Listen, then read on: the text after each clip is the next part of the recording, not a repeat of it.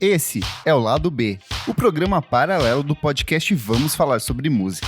A cada nova edição, uma lista com 10 recomendações incríveis relacionadas ao universo musical.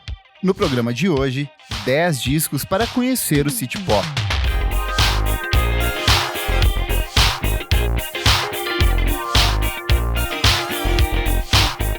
No início dos anos 70, o Japão vivia um de seus períodos mais férteis. Depois da ascensão econômica que marca a década de 60, estimulada pela forte relação comercial com os Estados Unidos, o país adotava uma política marcada pela urbanização e permanente avanço tecnológico. Nesse cenário onde o dinheiro ditava as regras, jovens de classe média buscavam emular a cultura e o estilo de vida norte-americano, lotando discotecas e clubes noturnos cada vez mais disputados. Junte isso a novas técnicas de gravação, equipamentos cada vez mais sofisticados, o uso de sintetizadores e você tem as bases para um dos movimentos culturais mais interessantes e copiados dos últimos anos. É hora de calçar os sapatos, vestir sua melhor roupa e se jogar nas pistas ao som do City Pop, estilo que abasteceu a música pop do Japão entre a segunda metade dos anos 70 e o final da década de 80. Eu sou o Kleber Fak e trago hoje 10 discos para conhecer esse estilo marcado pelo uso de versos bilíngues, arranjos sublimes e vozes que continuam a ecoar em uma série de lançamentos recentes. 10. Toshiki Kadomatsu, After Five Clash, de 1984. 4 décadas de carreira, mais de 30 trabalhos de estúdio, dezenas de participações em registros lançados por outros artistas, coletâneas, trilhas sonoras e uma infinidade de composições avulsas. Se existe uma pessoa que circulou por diferentes esferas da cena japonesa, esse alguém é o multi-instrumentista, compositor e arranjador Toshiki Kadomatsu. Dono de uma extensa discografia que se acumula desde o início dos anos 80, o músico parece ter alcançado um ponto de equilíbrio entre o pop litorâneo dos anos 80, a música disco e os temas eletrônicos que têm sido explorados desde o fim da década de 70. Mas em uma discografia tão vasta, qual o melhor caminho para se aventurar pelas criações do Kadomatsu? A resposta está em um disco de 1984 chamado After Five Clash. São pouco mais de 40 minutos em que o artista japonês se une a um vasto time de instrumentistas para produzir um registro que é um verdadeiro espetáculo sonoro.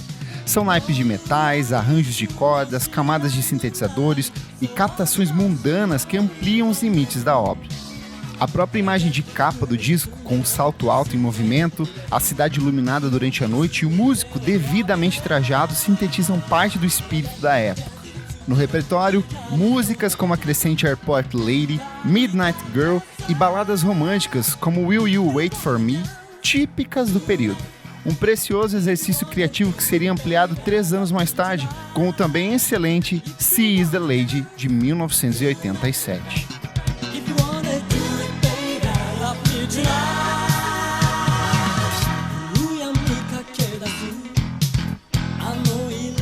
Nove. Junko Yagami, Full Moon, de 1983. O último disco de Junko Yagami pelo selo Discomate, responsável pela distribuição dos trabalhos do ABBA no Japão, Full Moon é um típico registro do início dos anos 80. Menos influenciado pela atmosfera dançante da década de 70, o álbum inaugurado pela nostálgica Follow Me nasce como uma síntese clara de tudo aquilo que a cantora e compositora de Nagoya busca desenvolver ao longo do trabalho. São arranjos cuidadosamente trabalhados dentro de estúdio, proposta que ora aponta para a obra de estrangeiros como Fleetwood Mac, ora faz lembrar de outras estrelas da música pop japonesa produzidas durante o período. O destaque, como outros lançamentos da mesma época, acaba ficando por conta da própria voz da Yagami. São notas longuíssimas e sempre afinadas, cuidado que fica ainda mais evidente em canções como Naturally e na própria faixa título do disco. Some a isso o uso complementar dos sintetizadores, saxofones sempre sensuais e vozes em coro que passeiam durante toda a execução do trabalho. Um delicado exercício criativo que se reflete até a música de encerramento do trabalho, Two Note Samba, composição que aporta em terras brasileiras, porém preservando a atmosfera do restante do disco.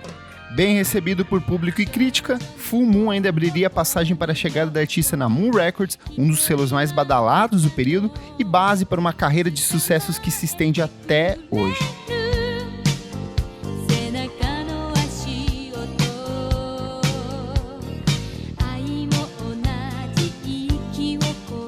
8. Takako Mamiya, Love Trip, de 1984.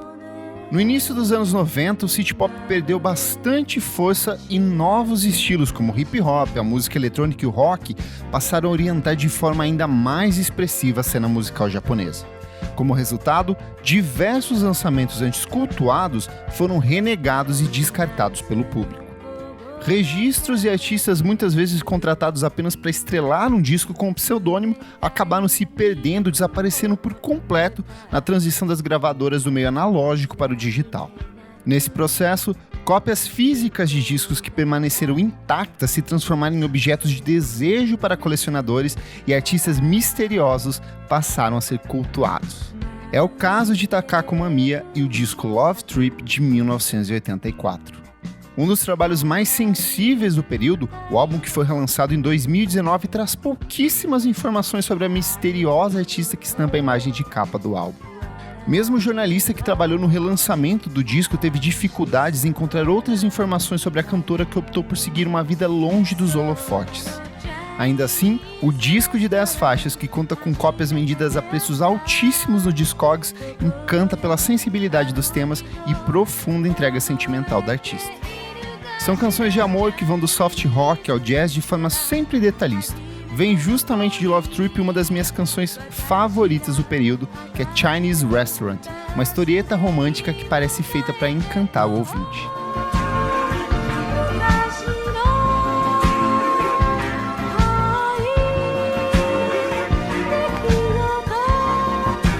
(7) Taeko Nuki, Sun Shower, de 1977.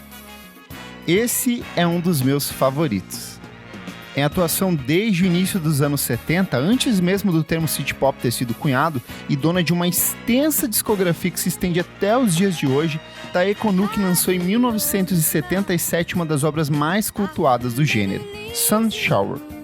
Diferente de outros exemplares do período, bastante alinhados à produção norte-americana e diálogos com a música disco, o Nuki e seus parceiros de estúdio, entre eles Seijiko Noyoshi e Akira Ikuta, decidiram apontar para outras direções e explorar diferentes territórios criativos.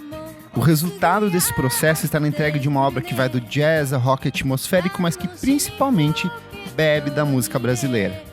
E isso fica bastante evidente logo nos primeiros minutos do álbum, na dobradinha composta por Summer Connection e Kusuri Wotoko-san.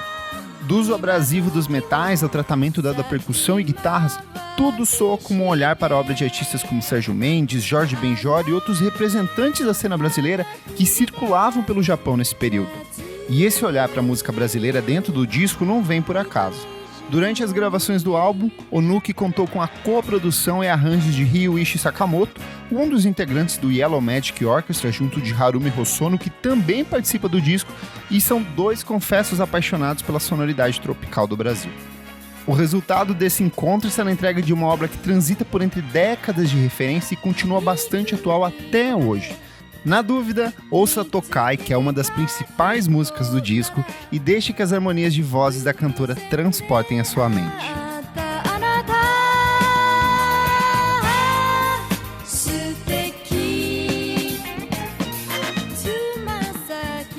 6. Mai Yamane, Tassogare, de 1980. Se você, assim como eu, é apaixonado ou apaixonada pela cultura japonesa, provavelmente já deve ter esbarrado no trabalho da Mai Yamane em outros momentos. Conhecida por interpretar a música de encerramento do anime de Cowboy Bebop, Yamane acumula uma sequência de composições e passagens por diferentes animações do período, como Macross Plus e Vision of Scaffolding. Porém, foi com o lançamento do primeiro álbum de estúdio da carreira, Tassogare, em 1980, que a artista de fato capturou a atenção do público. Menos dançante em relação a outros trabalhos da época, o registro de 8 faixas mostra a completa versatilidade da artista dentro de estúdio. São delicadas camadas instrumentais que vão do jazz lounge ao soft rock, uma abordagem que aponta diretamente para a cena norte-americana, porém se permite provar de diferentes nuances e novas possibilidades criativas.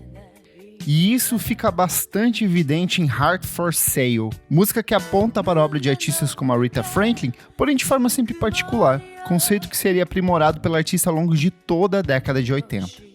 Embora bem-sucedida comercialmente e bastante requisitada pelas gravadoras nos anos 90, Yamane, assim como muitas cantoras da época, decidiu se afastar dos estúdios para viver uma vida mais simples. No caso dela, marcada pela meditação e vivendo aos pés do Monte Fuji. Claro que isso não impediu que a cantora fosse redescoberta e mais uma vez cultuada pelo público. Exemplo desse permanente sucesso e constante redescoberta da artista aconteceu em 2017, quando uma versão vazada da música PC Pumper, parceria entre os rappers Young Nudy e Playboi Carti, que continha samples de Tasogaре, alcançou uma posição de destaque no top 50 do Spotify viral.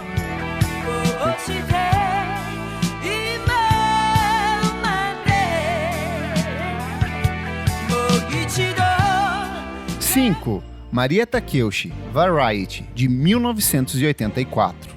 Esse é outro disco que acabou se transformando em objeto de culto para muitos colecionadores e ouvintes espalhados pelo mundo inteiro.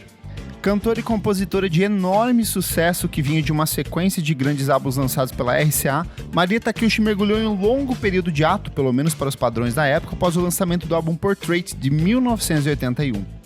Depois de assinar com a Moon Records, hoje braço da Warner Music Japan, Takeuchi decidiu pela primeira vez assumir a composição de um disco de maneira integral, reservando a produção do disco e arranjos para o experiente Tatsuro Yamashita, com quem é casada até hoje. O resultado dessa parceria está na entrega de uma obra que preserva a identidade e a sonoridade da época, principalmente os arranjos de Yamashita, mas que cresce substancialmente nos versos compartilhados pela artista. São histórias de amor, desilusões amorosas, conflitos intimistas, direcionamento bastante explícito na dramaticidade de música como Let's Get Married. Sucesso na época em que foi lançado, Variety acabou se transformando no maior sucesso comercial da Takeuchi até aquele ponto, abrindo passagem para uma sequência de outros lançamentos recebidos de forma ainda mais positiva pelo público. Exemplo disso acontece no álbum Quiet Life de 1992, disco que vendeu mais de 1 milhão de cópias somente no Japão. Ao longo da carreira, Takeuchi acumula uma marca histórica de 16 milhões de cópias vendidas, um volume absurdo de discos vendidos. Em 2017, depois que a música Plastic Love, uma das principais faixas do disco, foi remixada e lançada sem autorização no YouTube, alcançando a marca de 25 milhões de execuções, Takeuchi mais uma vez alcançou uma nova parcela do público e, aproveitando do sucesso, teve o álbum relançado em vinil. Um fenômeno que transcende tempo e até mesmo idioma.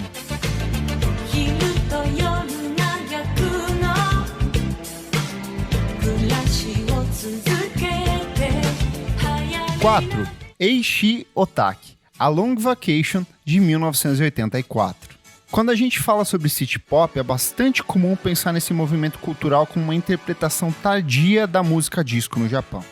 Mas quando a gente mergulha de vez no estilo, começa a perceber que se trata de um conceito criativo muito mais amplo. São trabalhos que vão da bossa nova ao jazz, do soft rock ao funk, uma abordagem sempre sofisticada. E nesse universo de interpretações e resgates conceituais, alguns artistas vão ainda mais longe, resgatando elementos da música pop produzida nos anos 50 e 60. São harmonias de vozes e temas litorâneos de artistas como The Beach Boys e até técnicas de gravação típica dos registros apresentados por Phil Spector. E é exatamente isso que você encontra no álbum A Long Vacation, de 1984. Obra-prima do cantor, compositor, multi-instrumentista e arranjador Eiichi Otaki, o trabalho de 10 faixas parte de uma combinação de ideias que costura 3 décadas de referências de forma sempre detalhista, muito minuciosa. São coros de vozes, instrumentos de sopro, percussão e pequenos acréscimos que tornam a experiência de ouvir o disco sempre satisfatória. É como se Otaki fosse capaz de emular a atmosfera de clássicos como Pet Sounds, porém dentro de uma linguagem particular e ainda mais minuciosa. Parte desse esmero no processo de composição do disco vem do esforço do próprio Otaki em colaborar com dezenas de instrumentistas dentro de estúdio, entre eles o sempre brilhante Harumi Hosono. Não por acaso, esse é um disco que ano após ano tem sido redescoberto pelo público e fascinado outros artistas. Até mesmo a imagem de capa do disco, uma ilustração do Hiroshi Nagai, acabou se transformando em objeto de culto do álbum que já vendeu mais de 1 milhão de cópias. Se você é apaixonado ou apaixonada pela música dos anos 60, comece por esse disco.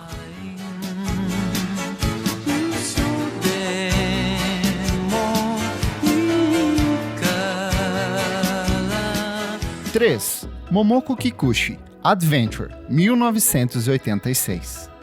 Momoko Kikuchi tinha apenas 18 anos e já era um verdadeiro fenômeno quando entrou em estúdio em 1986 para as gravações do álbum Adventure. Com os primeiros singles lançados em 1984, ela rapidamente conquistou o público e atingiu o topo das paradas de sucesso.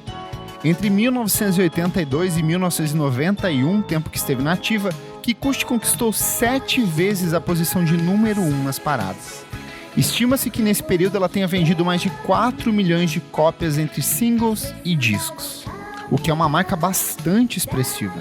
Em uma tentativa de se livrar dessa imagem de idol, que são essas garotas que acabam vendidas muito mais pela imagem hipersexualizada do que pelo talento, a cantora se juntou ao produtor Tetsuji Hayashi para o que talvez seja sua obra mais completa e uma das minhas favoritas. Do momento em que tem início na instrumental música de abertura até alcançar a derradeira Tomorrow, cada uma das 10 músicas de Adventure encanta pelo minucioso processo de produção e sentimento expresso nas faixas. São canções de amor e momentos de maior vulnerabilidade, proposta que orienta a parte expressiva do repertório apresentado ao longo do disco. A principal diferença em relação a outros exemplares do gênero está na forte homogeneidade do disco, como se cada composição servisse de passagem para a música seguinte. Apesar do sucesso em torno do disco e de outros lançamentos, Kikuchi acabou se distanciando dos palcos, mas seguiu com uma carreira de atriz muito bem sucedida. Em 2020, além do relançamento do disco e uma nova prensagem em vinil, Kikuchi também apareceu na coletânea Pacific Breeze 2, que tem resgatado a obra de diversos outros artistas da época e é muito interessante de se ouvir.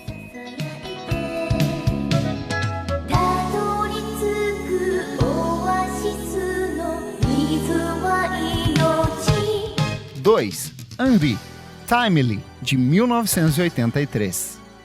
Se você pesquisar em qualquer fórum ou lista de recomendações com alguns dos melhores exemplares do City Pop, um disco estará garantido: Timely, de 1983. Grande obra da cantora e compositora Eiko Kawashima, a Anri, que continua nativa até hoje, o disco nasce com uma combinação do que é de mais colorido e festivo na música produzida na época. Catapultado pelo sucesso em torno de Windy Summer e I Can't Stop the Loneliness, o álbum passeia por entre ritmos de forma sempre efusiva e muito detalhista. São arranjos que vão do pop litorâneo à música disco, do rock ao J-pop, uma combinação de elementos que encantam logo em uma primeira audição. Só que o grande charme do Timely, que funciona se você ouvir ele despretensiosamente, está na forma como ele oculta e ainda revela um universo de pequenos detalhes a cada nova audição. São coros de vozes, camadas de sintetizadores, metais e, principalmente, guitarras marcadas pelo swing. É possível passar dias debruçado em músicas como Shiner's Boy até perceber todas as nuances, orquestrações e inserções sempre discretas que acompanham a voz da cantora. Não por acaso, quando o City Pop foi redescoberto na virada para os anos 10, inspirando a formação da Vaporwave e outros movimentos pela internet, Timely foi um dos primeiros discos a cair no gosto do público. E olha, é muito fácil gostar dele.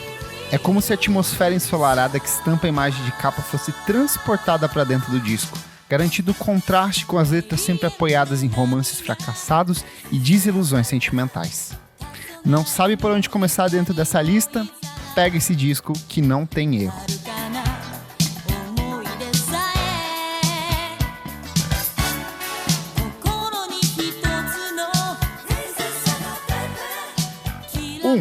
Tatsuro Yamashita, For You, de 1982.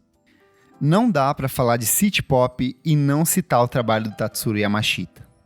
Cantor, compositor, multi-instrumentista, arranjador e produtor que trabalhou com uma dezena de outros artistas, incluindo a Maria Takeuchi, que eu já citei, com quem ele é casado até hoje, Yamashita é um dos responsáveis por moldar a cara do pop japonês entre o final dos anos 70 e o início da década de 80. Vem justamente dele, dessa forte relação de proximidade com o Eiichi Otaki, o olhar nostálgico pro pop dos anos 60, ampliando ainda mais os limites da cena japonesa. E quando a gente fala de Yamashita, o que não faltam são grandes lançamentos e obras essenciais. Um dos mais cultuados é o Ride on Time, de 1980, e é um perfeito exercício de estilo que reflete o esmero do artista durante toda a execução da obra. Outros que também são essenciais e merecem a sua audição são os ótimos Go Ahead, de 1978, Moon Glow, de 1980 e o Melodies, de 1983. mas se você nunca ouviu a música do Yamashita, não tem forma melhor de mergulhar no trabalho dele do que pelo disco For You, de 1982. Do momento em que tem início em Sparkle até alcançar a chegada de Your Eyes, faixa de encerramento do disco, tudo é tratado com tamanho esmero que é difícil você não se emocionar. E se você, assim como eu, é apaixonado pelas harmonias de vozes do Pet Sounds e outros exemplares do pop de câmara produzido nos anos 60, For You é um prato cheio. Uma das minhas músicas favoritas desse álbum é Futari, composição que fecha o lado A do disco. São pouco menos de 6 minutos em que Yamashita e um time seleto de instrumentistas parte de uma base meio jazzística, meio bossa nova, mas que cresce em uma soma de vozes, arranjos de cordas e pianos trabalhados com uma coerência e um jeito que eu nunca vi igual. O típico caso de um disco que é muito técnico, mas que nunca perde essa linguagem acessível e aproximação com a música pop. Essencial.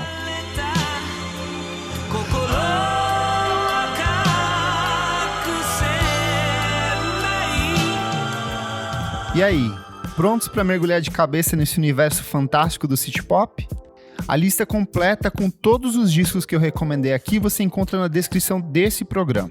Aproveita e já segue o nosso podcast na sua plataforma de streaming favorita, essa mesmo que você está ouvindo. E se você gostou do nosso podcast e quer ter acesso a outros conteúdos lançados com muita antecedência ou participar de outras conversas sobre música, apoie a gente no padrim.com.br/podcastvfsm. Por apenas R$5 por mês você participa do nosso grupo fechado para assinantes e assiste às gravações ao vivo dos programas. O Lado B é um projeto paralelo do podcast Vamos Falar Sobre Música. A edição deste programa é de Nick Silva. Pesquisa, roteiro e apresentação de Kleber Fak. Até a próxima!